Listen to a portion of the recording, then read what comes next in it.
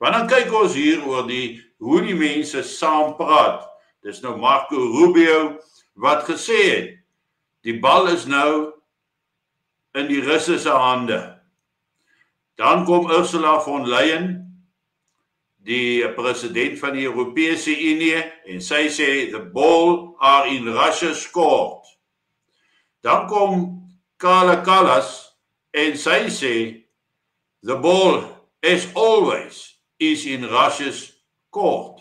En dan Emmanuel Macron wat sê, the ball is now in the hands of the Russians. Dit sê vir ons, dat hulle het nou gekom met hierdie onaanvaarbare voorstel om 'n skietstilstand aan te gaan in Oekraïne.